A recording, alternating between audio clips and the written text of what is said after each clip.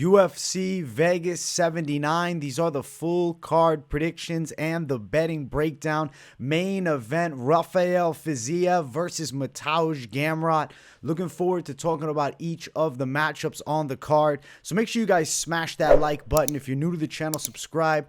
Turn the post notifications on and make sure to share the video as well. And also note, I'll be live for the entire UFC Vegas 79 fight card Saturday, 4 p.m. Eastern Time. Do not miss the fight companion. And let's get into the first fight of the night. Ladies going after it. It's Montserrat Rendon versus Tamires Vidal. My pick is going to be Tamires Vidal in this fight here. Rendon has strong grappling and pretty decent clinch work and takedowns, but I would say she has amateur striking. It's really mid as far as her boxing skill set goes, pretty limited in the kicking skill set too. And then on the opposite side, I have Tamires Vidal, who's a pretty explosive striker, who throws really hard shots, has a Muay Thai kickboxing striking style, and I feel like she's going to be very dangerous in the stand-up here with Rendon. Now note that in the past, Vidal's been taken down. She was losing to Eileen Perez and then obviously got a disqualification win because of some illegal strikes. So note that Vidal has been on her back before. Now, she does offer some jiu-jitsu. She has, a submission win recently. Looking back, I think it was, 3 fights ago now? 2 fights, rather, over at LFA, a heel hook win. Rendon is a girl that needs to be on the ground to succeed, whereas Vidal can definitely strike with her. I think it's going to be competitive enough so defensively in the grappling. And Rendon's stand-up is like a massive red flag. I think she has robotic striking. She has a really slow jab, and then she'll look for these right hands. It just seems like amateur boxing would honestly be a compliment. It seems lower than that. It seems like she's at, the fitness boxing club stand-up. It's extremely basic. Now, she's strong on the ground. She's strong in the clinch, sure. Vidal's too well-rounded. She's got good knees up the center, nice kicks to all levels. I think Vidal should win, and I think she should add another knockout to the repertoire. If it goes long, it's Rendon's toughness because she is very well conditioned. And note this too, Rendon's a Mexican fighter. Mexican fighters are quite durable, so I definitely could see a decision here. I feel like Vidal to win, if you're on the betting side, we'll look at the lines, the straight money line side, minus 230. That makes a lot of sense to me for Vidal here, to Rendon at plus 195 as a dog. I'm thinking decision or a knockout. I'd like to see Vidal get the KO of somebody who's so limited in the stand-up here. It's just more about how tough is Rendon going to be. Making your debut in the UFC at 34, not a great look. Only 5 pro fights. So Vidal's 9 years younger. And she also comes into this fight with just a way better striking repertoire. And look at Rendon, has a split decision here against Brittany Cloudy. Granted, Cloudy has fought some good names, and she's a solid journeywoman. And decision there, split there. She's a decision queen. She's never finished a professional fight. Did get some finishes as an amateur. I believe 2 amateur finishes and 2 amateur wins. Vidal for the win. She's going to get it done over Rendon. I'm going to officially say a knockout, but with a Mexican fighter on the opposite side who's in very good condition. I think a decision's not crazy. So if you're on the betting side, I wouldn't be going nuts on the prop here for a Vidal KO. But she definitely's got the knockout capabilities. Second fight, ladies going after it again. Mizuki Inoue versus Hannah Goldy. I like Inoue to win. She's been out for a long time, and a lot of fans that, maybe are newer to the game or, hadn't seen her in a long time forget that she was a favorite going into her fight against Amanda Lemos.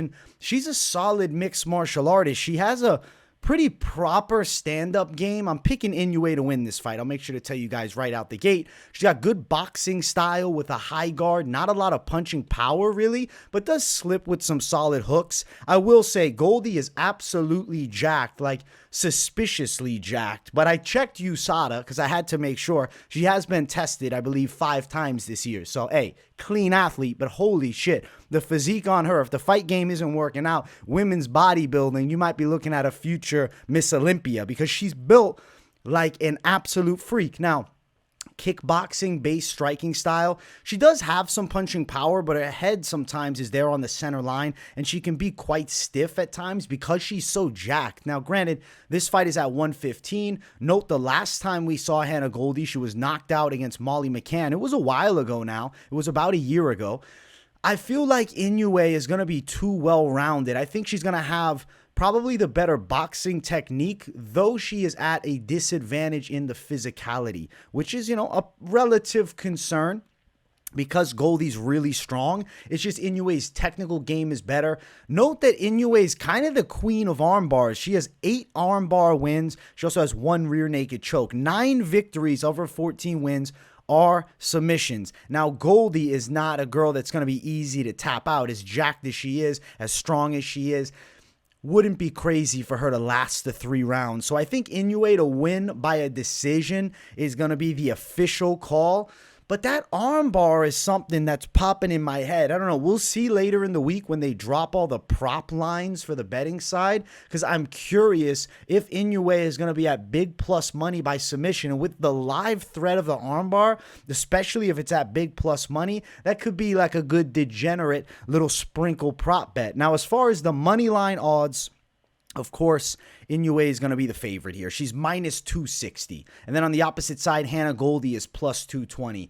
Inoue got beaten last time out cleanly by Amanda Lemos. It was 3 years ago. So she's been out of the game for a long while. And if you dig at the record real quick, you can see, not scheduled for anything since that time, coming back after a long layoff, taking on Hannah Goldy, who's a tricky physical specimen. The thing about Inoue is even with the 3-year layoff, she's got 20 pro fights and she's only 29. So by 26, she had 20 pro fights. This 3-year layoff, you could be looking at an evolved version of Inoue, and she could go out there and absolutely destroy Hannah Goldy. And the submission is very live here. So my pick is going to be Inoue to get the win. I think she beats the tough Hannah Goldy here in the second fight of the night. Back-to-back ladies fights. I'm riding with Inoue to beat Hannah Goldy. I just think she's got way more tools. She's more technically sound. The submission threat on the ground, the better grappling, more defensively sound striking. Goldy's best aspect in this fight,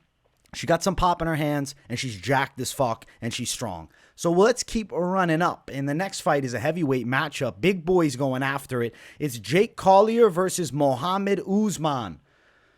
I'm going to be picking Mohammed Usman to win. I don't love that I'm picking Usman here because he can be so sloppy from the outside with his boxing at times. But he's fighting Jake Collier, who makes a lot of mistakes in there too, has a really subpar gas tank. Both of these guys are pretty huge, but there's a big difference, okay? Jake Collier is huge and chubby, and Mohammed Usman has abs and is fucking built like a house. The dude is jacked. Obviously, if you know Mohammed Usman, the brother of Kamaru Usman, he was, attempting to be a professional football player. It didn't work out. MMA was always in the back of his mind. And he's got the physicality that's a problem. He has really good strength in the clinch. He does hit with power, offers takedown threats here. Jake Collier is a pretty solid kickboxer with a really good pressure attack in the first round. And I'd say he's pretty deceptively fast, but does slow down in fights. Second round, third round. You look at Jake Collier's losses. The Arlovsky fight could have gone his way. Fight before that, fight after that, Chris Barnett lost. He was winning that fight, gassed himself out, got finished, fought stupid. Martin Buday. Buday's actually a really good prospect, and losing to Buday at this point, how Buday's moving on up in the ranks at heavyweight, is not a bad look. Whereas Mohammed Usman beat a true technical kickboxer in Junior Tafa last time out. Now, I'm picking Mohammed Usman to win the fight. I don't think the Jake Collier underdog side is crazy, but let me make an argument against loving the underdog bet of Jake Collier. The dude is incredibly fat. He's way out of shape. He was a shredded 85er early in his career. Now he's at heavyweight, weighing in at 265. When it comes down to it, Usman's the stronger guy. Even though I'd say Usman has a questionable gas tank, I think he can still wrestle all night long. And I expect the second and third round, Usman's going to find control in this fight. I'm going to say Mohammed Usman to win it on the judges' scorecards here. Collier also doesn't have huge punching power, and something with Usman, even though he gets sloppy, I think he eats a decent shot, and Collier not offering a thud punch on the other side. I don't love the knockout chance. So I'm going to say Mohammed Usman by a decision in this fight. Now, Usman to win, it's minus 139. So we're looking at lines that are pretty damn close. Jake Collier, a plus 119 underdog. He opened up as a minus 190 favorite. So we saw a flip of the line early in this one. That's something really interesting to note. I think Mohammed Usman can outdog him and outwork him here. Lines are pretty damn close. I see it as kind of like a coin flip pick'ems fight. I just expect Usman to be able to, use that motor, mix in the wrestling in the second and third round and win the fight. Collier makes some mistakes. He doesn't have huge power. Expect him to probably come out fast against Usman, but still, the threat of Usman, if he hits you in the chin, the dude's heavy-handed. He's built like a fucking freight train. He could knock Jake Collier out here. So I'm going Mohammed Usman by a decision in this fight. Next fight on the card, we got Jacob Malkoun versus Cody Brundage. This is Malkoun all day, the official pick. I think he is going to dog walk Cody Brundage. I'll be honest with you guys. Cody Brundage dropping 3 in a row. The Dumas fight, which... Listen, I believe he took that on relative short notice. Quote me if I'm wrong. I'm like 90% sure of that. And looking at that performance there against Cedric Dumas, he looked horrible, man. He got outworked on the ground by a guy who was more so known for the kickboxing. And Jacob Malkoun is a fucking embrace the grind style, kind of throwback wrestling. Now, Malkoun has fought as a boxer, so he definitely has hands. He's clearly better than Cody Brundage. He's got that fucking dog in him. And even look at this loss. The Brendan Allen loss, right? Thinking of it now, looking back to the fight, it was close. He had good moments, and Allen is a ranked guy in the top 15, a guy now looking to make a run in the middleweight division, and Malkoun was damn close with him. After that, he dominates Nick Maximov. He's going to dominate Cody Brundage here. I'm riding with the side of Jacob Malkoun. I think he's going to beat Cody Brundage pretty handily. I don't think this is that competitive of a fight. I think Malkoun is better than Brundage at Brundage's best area, which is wrestling, and Malkoun also is the better boxer. Malkoun just doesn't have great finishing abilities. I'd love to see him get a finish and a knockout in this fight. Maybe, stun Brundage and ground and pound. But I expect embrace the grind, unanimous decision. I'm going to go with a Malkoun win on the cards. Now, he's a minus 475 favorite. Yes, he's a crazy wide favorite. He should definitely win the fight. Plus 375, Brundage, a massive underdog. The way Brundage looked last time out, I don't expect him to be a popular dog with the people, man. Malkoun's got more dog in him, and I'm riding with Malkoun to win it. And yeah, he's a nasty wide favorite, but he's going to win the fight. He's going to outwork Brundage for 3 rounds. Embrace the grind. Malkoun for the win. It should be relatively clean. I'm not overly concerned here with this matchup. I think that Malkoun's going to do his thing in style on him. I mean, he did really well against Allen, and now he's fighting Brundage. This is like, nosedive down in competition. It's going to be Malkoun all day. Next fight on the card, it's Tim Means versus Andre Fialho. Man, this one I sat on for a bit, but I got to pick Andre Fialho to win by knockout because Tim Means is 39. Both guys are on 3-fight losing streaks, so let's just talk about Fialho for a second. Even though he lost to Buckley last time out, let's be real, he was actually looking kind of better. He was looking more patient, more calculated. His guard was up more tight. He wasn't getting hit with as much stupid shit until, obviously, a head kick knockout. And fight before that, Salikov knocked him out. Fight before that, Jake Matthews knocked him out. He got caught against Van Camp, won by knockout, slept Bieza. I think Fialho should be able to knock out the 39-year-old Tim Means. Means is a decent southpaw, and I mean, looking at Tim Means' game, I feel like he does offer some good threats with front chokes. I would say he offers susceptibility with front chokes. I'm fucking flipping what I'm saying. Not that he doesn't have a submission game, but looking here on the other side with Fialho, When I'm looking at the stand-up, Fialho's faster and more heavy-handed, though the chin is a little bit concerning. He's got a big lead hook. He throws a heavy right hand. He's fighting a southpaw here in Means, where I can see him catching Means coming in with the hook or a right hand down the line.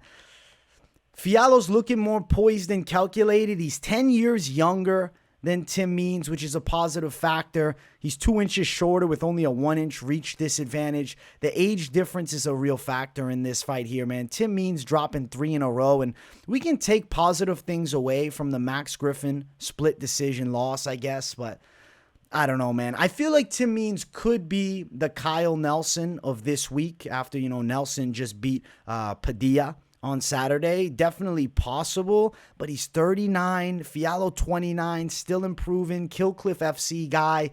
He can put the hammer on Tim Means, man. I'm going to go Fialho to win by a KO. As far as the odds, I don't really like them here. It's 2-1 for Fialho. He's minus 201. Tim Means plus 171. It's like Tim Means is always a live dog, especially in a matchup against Fialho, who's riding some losses. But Tim Means is not known for huge power, where Fialho, the way he's losing is these KO losses. But let's be 100% real here. If Tim Means fought Buckley, he's probably losing. He's probably losing to Salikov, and he's probably losing to Jake Matthews as well. Now, when you look here, I'd say Tim Means beats a Van Camp. Baeza, that's a different question. That's a different thing, though. Baeza could give Tim Means hell, man. Means has been out of a win for 2 years, but I mean the same, I guess, a year for Van Camp, so double the length without victory for Means. Both guys on 3-fight losing streaks. I feel like either one of them could be on the chopping block, but I'm going to say Means loses by a knockout, but the UFC still keeps him around because of his veteran status and how long he's been with the promotion. So I'm going to ride with the younger guy. I'm going to go Fialho to get a knockout win. He's still 29. He's really, truthfully, he should be reaching his prime now. So improvements can definitely consistently be made here. We're going to go Fialho. I'm going to ride with him for the win. I think he can knock out Tim Means in this fight. Andre Fialho, KO. Over the Dirty Bird, Tim Means here, the 39-year-old Dirty Bird. Next fight on the card, it brings us to our featured prelim of the night. It's Miles Johns versus Dan Argueta. Guys, I'm picking Miles Johns by knockout, and when I saw he was an underdog, I was actually surprised.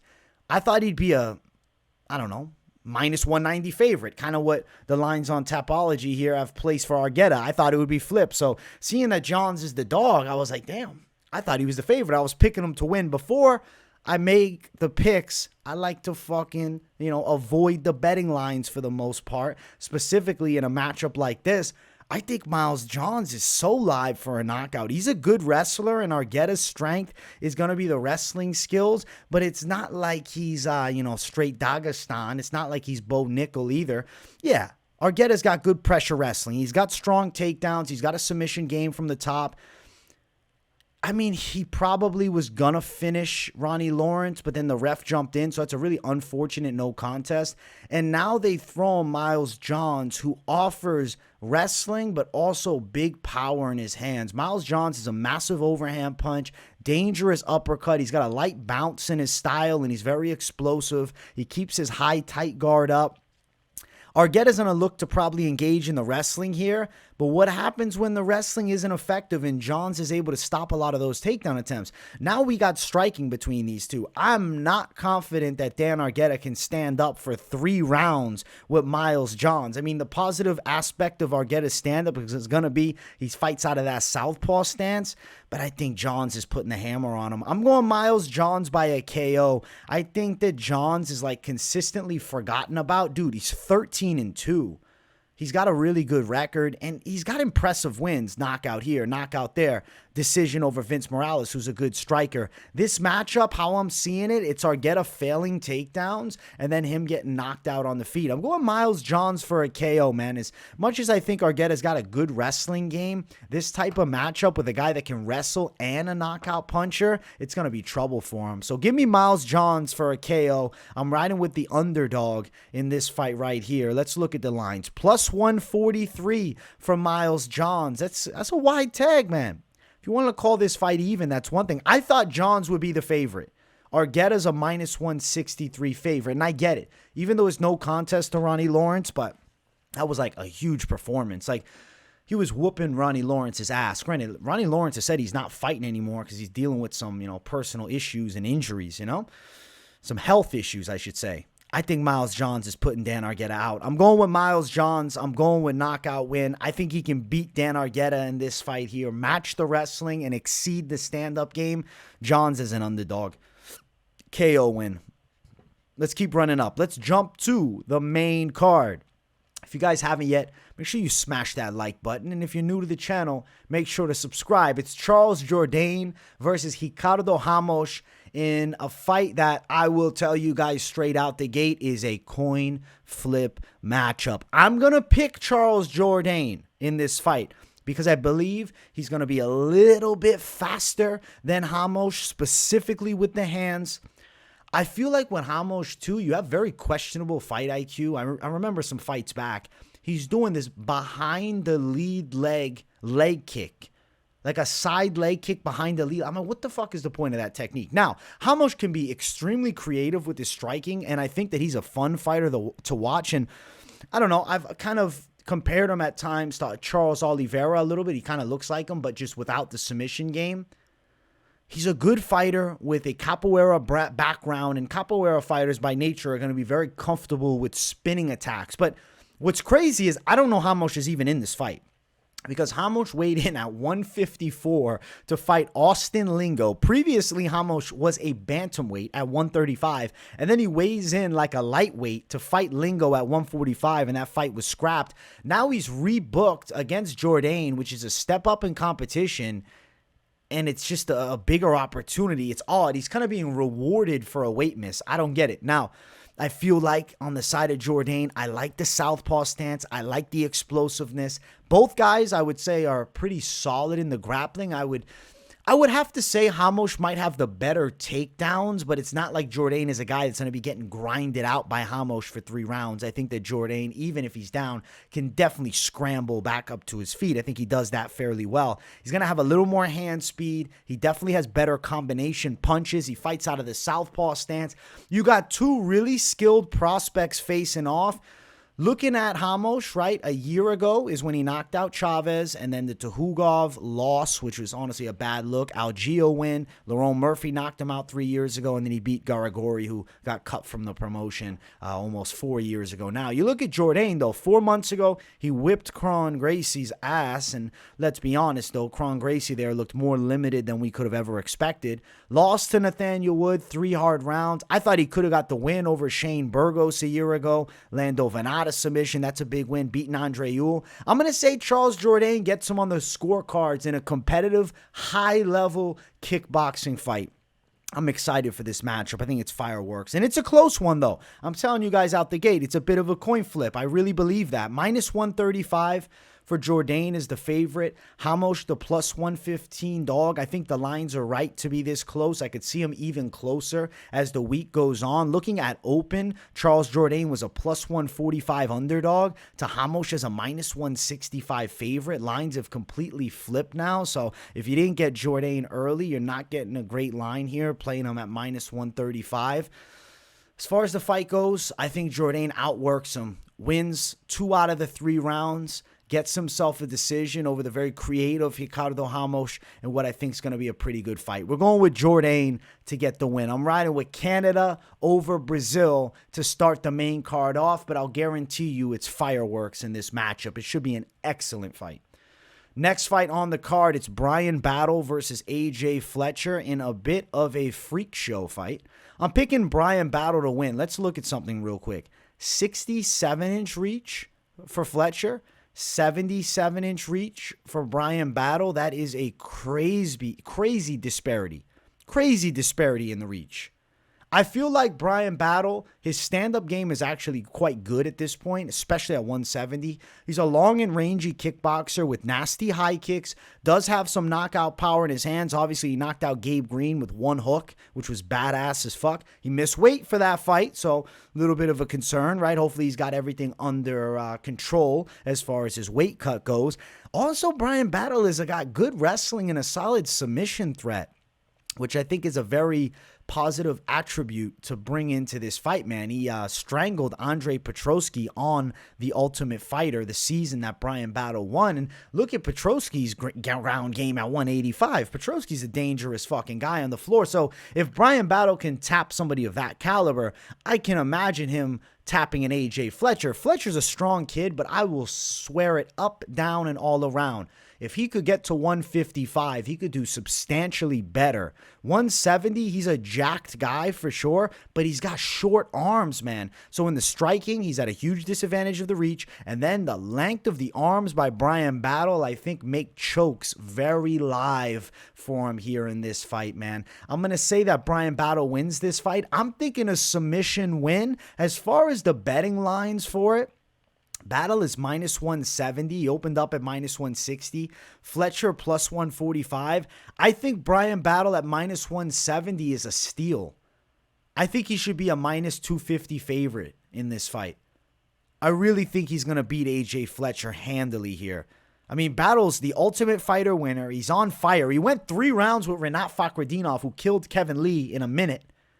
AJ Fletcher is 1-2 in the UFC, lost to Semmelsberger, lost to Lusa, and then he beat Themba Garimbo.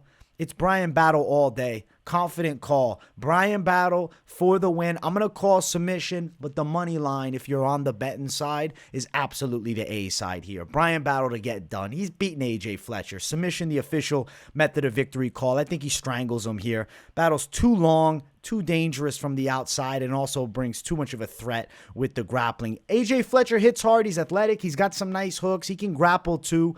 But this matchup is going to be hell for him. It's Bryan Battle all day in this fight. The Ultimate Fighter winner. And I also think he's a bit of a fan favorite, at least for me personally. Bryan Battle for the W. Next fight on the card, it's Marina Rodriguez versus Michelle Waterson-Gomez 2. The rematch, I didn't think that we needed. I also didn't really expect to see it. But hey, I won't complain because their first fight was actually a really good 5 rounds. Now, this one is only 3 rounds, which I feel like kind of plays into Marina Rodriguez's game better because Waterson-Gomez was able to land takedowns in the 4th round of their first fight. That's when she really got going with like a significant threat on the grappling. I will say Waterson-Gomez does have really solid trips, and Marina Rodriguez kind of has a suspect ground game, but it's kind of crazy when you dig into it. She beat Mackenzie Dern, who's a pretty strong grappler. Then she had a controversial win over Yan Xiaonan. She didn't win that fight. She should have lost it. Amanda Lemos fucked her up, but Lemos is a killer. And at the end of the day, the loss after that, Verna Jendudoba, who's an absolute monster on the ground. Michelle Waterson, Pinheiro split loss, Lemos loss, Marina Rodriguez loss, and then Carla Esparza got her in a close one. That was damn close. Angela Hill, too. I'm picking Marina Rodriguez to beat her again. I like Michelle Waterson-Gomez. She's a fan favorite. She's been around for so long. She's a crafty veteran, but I think Rodriguez is going to be able to work her Muay Thai game and back Waterson-Gomez up a bit and rip combinations inside with her hooks. And I also feel like there'll be some kicks on display for Rodriguez. Waterson-Gomez is going to be competitive in this fight here. I can see it being a 29-28. Marina Rodriguez, I think, will fend off Waterson-Gomez's early takedown offense. I don't know. In the first 3 rounds, I just don't see takedowns being a high likelihood to land. I think Rodriguez beats her in competitive fashion for a second time. I think Marina Rodriguez 2-0 now over Michelle Waterson-Gomez, which is unfortunate for Waterson-Gomez because she's going to have a 4-fight losing streak. I still don't think she's getting cut from the UFC, though. I mean, she's still ranked contender. She's still a dangerous girl at 115 pounds. And at the end of the day, I feel like Marina Rodriguez has very tricky Muay Thai, has knockout power. She's a scary girl for plenty of females at 115 pounds, you know, especially those girls who like to strike. The girls that give Rodriguez trouble are ones that can really mix in the grappling well. Even though Waterson-Gomez landed some takedowns first time out in the later rounds, I don't think she wins this one here, man. I'm going with Rodriguez to keep Waterson-Gomez, for the most part, backing up. Good pressure on the inside, punches in close, knees up the center, elbows. Competitive kickboxing fight, but one that Rodriguez edges over Waterson-Gomez here. Now, as far as the odds, Rodriguez is a 3-1 favorite. She's minus 310. Waterson-Gomez at plus 260. We don't have the betting line on the over 2.5 yet, but I think it's going over 2.5 rounds here. We're going with Marina Rodriguez to beat Waterson-Gomez for a second time here in the featured bout of the night. Next fight on the card, co-main event of the evening, Bryce Mitchell versus Dan Ige. Guys, I'm going to be picking Bryce Mitchell to win, and I'll tell you a big reason because of that is just knowing that his fucking wrestling is so solid. He takes guys down consistently. Note that Dan Ige was taken down 9 times by Movsar Evloev. Now, Ige has tight boxing, and the dude has power in his hands. 50K Ige is a good nickname for him because he can definitely crack. He's got good hand speed, too. His stand-up game is better than Bryce Mitchell's. There's no argument on that. My problem is this. Bryce Mitchell, when he is on, can put that car in drive, and he can chain wrestle all night long and also offer a submission threat on the ground. I think Bryce Mitchell's going to end up winning it on the judges' scorecards, man. 3-0. I'm thinking 30-27. Mitchell's consistently wrestling, not even giving Ige much of a chance to strike. And I think Bryce Mitchell's getting the win in this one here. That Edson Barboza win will always be up here for me. That was like one of the most impressive wins over Edson Barboza since Khabib whipped him. Bryce Mitchell's really good. And I think that a lot of people kind of lost faith in Bryce Mitchell because of his recent loss to Ilia Topuria. But guys, it's Ilia Topuria. Ilia Topuria is the clear-cut #1 contender at 145 pounds, I guess aside from Max Holloway. But you get what I'm saying. He just destroyed Josh Emmett. Ilia Topuria beating Bryce Mitchell in that fashion. And obviously, Mitchell's saying he wasn't 100% in that fight. Sure, excuses, like assholes. Everybody's fucking got one. So at the end of the day, it's not like I'm taking the excuse super into consideration, but it's a forgivable loss. Now, Ige's doing his thing. He's got 2 wins in a row. He beat Damon Jackson, which that was an impressive knockout. And then he fucked up Nate Landwehr. And Landwehr was rolling nicely into that fight and had some momentum behind him. Bryce Mitchell's going to get at him with the takedowns, man. Excuse me. I think Bryce Mitchell, unanimous decision win. I'm taking him to beat Dan Ige. As much as I love Dan Ige's boxing, I really enjoy watching him rip shots inside. The wrestling, the grappling, the Bryce Mitchell pressure, the country boy strength. It's just too worrisome. I'm going with Thug Nasty Bryce Mitchell by a unanimous decision over 50K Ige. Now, as far as the odds, Bryce Mitchell is -180 as the favorite, and he actually opened at -270. So people have been attacking that Dan Ige dog side. Ige, a +155 underdog in this spot here, deserving dog, because obviously the biggest difference between these two is the grappling, and that's where Bryce Mitchell shines absolutely the brightest. We got to go Bryce Mitchell, guys. He's going to win the fight. He's going to out-wrestle Ige. Chain wrestling attack, threatening with some submissions, and I think Bryce Mitchell is your winner by unanimous decision in the co-main event of the evening. In a fight that I'm excited about, man. I actually am. And I'll say something else about Dan Ige. The Movsar lost, Josh Emmett lost, Chan Sung Jung. There's been some L's. Right now, Ige's on a roll. Bryce Mitchell's 15-1 as a pro and could still make a run at just 28 years of age, almost 29. He's really just now entering his prime. So give me Bryce Mitchell, unanimous decision. Main event of the evening. If you guys haven't yet, make sure you smash that like button. And if you're new to the channel, subscribe. It's Rafael Fiziev versus Mateusz Gamrot. I'm going to be picking Rafael Fiziev. I think he's going to score a knockout in the 3rd or 4th round. Now, I will give strong respect to the Mateusz Gamrot side. Specifically, his chain wrestling attack is extremely annoying. I mean, if you're on the opposite side of that, the frustration is going to be crazy high. Note that Fiziev has really solid takedown defense and get-ups, about a 90% takedown defense rate for Fiziev. He has very good hips, obviously coming from a striking background. Those explosive kicks, they aid to your takedown defense. It does translate over well when you put a fuckload of work in, which Fiziev is definitely doing. There's an argument that Fiziev won 2 out of the 3 rounds against Justin Gaethje, which is a major argument heading into a fight here with Mateusz Gamrot, whereas Gaethje just got the BMF belt, sleeping Dustin Poirier with a high kick.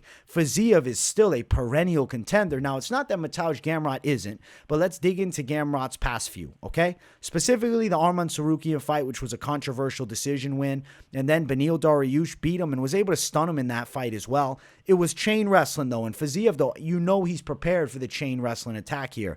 And then Jalen Turner split decision. Turner did more damage, but Gamrot was just chain wrestling. I could have saw it going towards Turner. That fight was real competitive. More damage for Turner, more control for Gamrot with the wrestling. He's a good chain wrestler. Fiziev, obviously, I just mentioned, lost to the side of Justin Gaethje last time out. There's zero shame in it. Before that, he knocked out Rafael dos Anjos, but something to bring from that fight is dos Anjos did have a bit of success in engaging the grappling with him. Granted, Rafael dos Anjos at 155 pounds is still an absolute monster. I mean, the dude's overall MMA game is pretty high tier. He's the former lightweight champion. I think Fiziev's stand-up is going to be the ultimate difference maker. He'll be able to fend off a lot of grappling attacks from Gamrot. Now, I'm not saying he won't end up on his back. I do believe Gamrot will be successful with some takedown attempts here. He will get on top. I think Fiziev scrambles back up to his feet pretty well. His striking is going to be going and getting comfortable, flowing. He'll be finding his target, seeing his openings on Mateusz Gamrot. And I do think as Gamrot slightly slows in the third or fourth round. Now, it's not that Gamrot has a bad gas tank. The dude can go 5 hard rounds, as Fiziev can go. He can go long too. Fiziev brings in the finishing threat in this fight. He's the more damaging fighter. If you talk about who's going to do more damage in the fight, it's going to be Fiziev. And for Gamrot to just chain wrestle Fiziev all night long and grind on him, I just don't think is super likely. So I'm going with Ataman, Rafael Fiziev for a third or fourth round knockout. I think he gets an impressive win that skyrockets the stock right back up. And I still think Fiziev's a contender at 155 pounds. I love him at the top of the weight class. Fan-friendly style, badass overall. Gamrot's a great chain wrestler, but at the end of the day, if you're talking ticket sales, the people coming out to watch Ataman, Rafael Fiziev over Gamrot. Now, as far as the betting lines for this fight, relatively close. Fiziev opened up at minus 175. He's currently sitting at minus 155 with Gamrot as a plus 135 underdog. It's 5 rounds. If it was 3 rounds, I could see Gamrot squeaking a decision 29-28. But the fact that we got 5 rounds to work, that gives Fiziev a lot of time to make his reads, find his targets, and put the ultimate hammer on Mateusz Gamrot.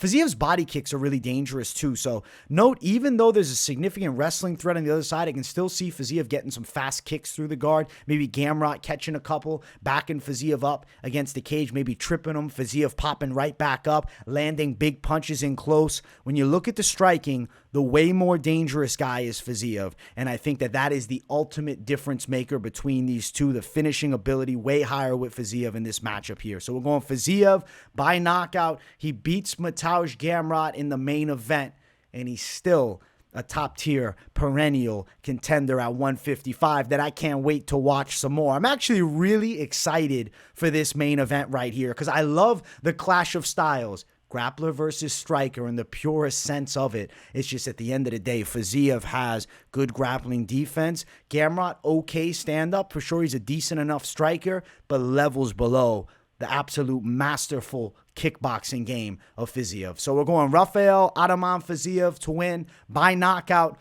in the main event.